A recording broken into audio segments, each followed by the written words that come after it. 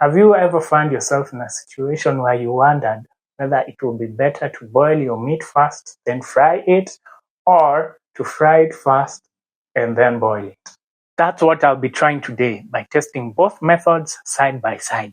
I will use the same cut of meat, the same seasoning, the same cooking time, and the same pan and pressure cooker.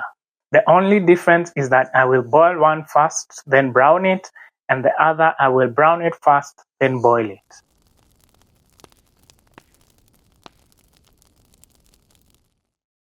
Today I'm going to use lamb meat. They are of equal weight. For the meat that will be boiled, I will just use seasoning, garlic and ginger paste, some white wine vinegar, and 2 cups of water. For the one that's gonna be fried, I'm just gonna use salt and oil. Everything is in our pressure cooker. I will boil this for 40 minutes.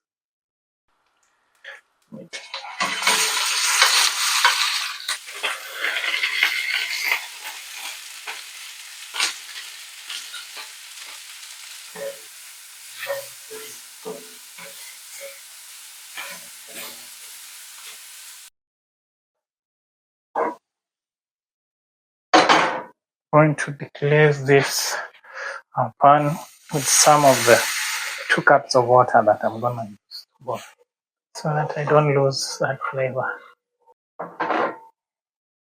I've put in the browned meat along with everything else into the pressure cooker.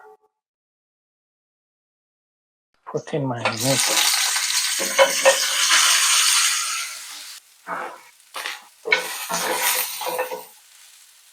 I will use some of its water that I used when boiling.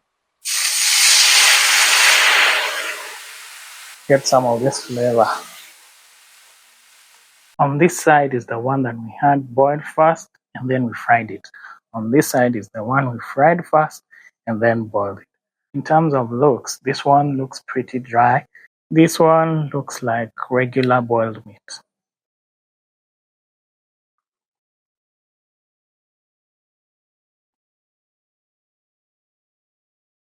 I like it.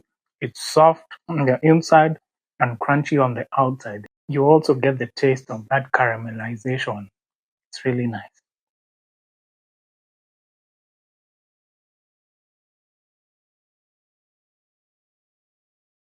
This one is really nice. It's soft. However, it lacks the texture, that caramelization, that nice crust from this one. I enjoyed the crust of this better. How about for the soups?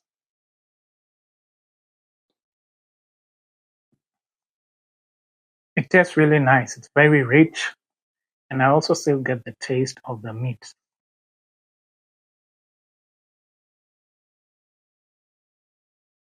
Okay, this one also tastes good, but I think the flavors in this one are quite stronger.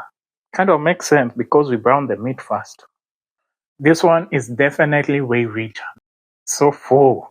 So you can really get that taste. So in conclusion, I would say the meat that was boiled and then browned tastes better as it is. However, the soup for the meat that was first browned and then boiled tastes way richer than the other one. Now let's see how these do when we wet fry them. Some tomatoes, red peppers, onions, fresh coriander, tomato paste, and this beef bouillon, which is basically beef cubes. I made sure all the ingredients were the same on each side.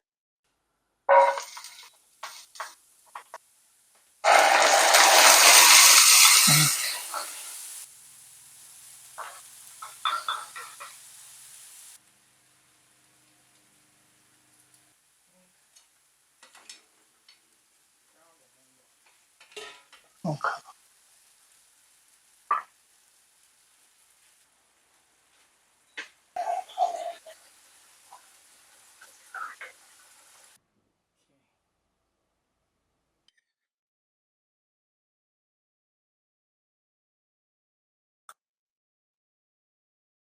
So this one, what has happened is the meat has become tough.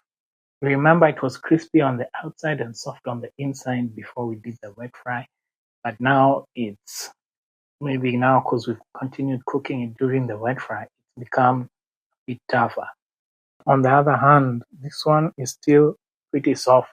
After stir frying, the one that I enjoyed the most was the one that was first boiled and then browned. The meat was nice and crusty on the outside while soft on the inside. And although after stir frying, it became a bit tough, however, it still tasted a notch higher than the other one. So from now on, I guess I'm gonna be boiling my meat, then browning it after.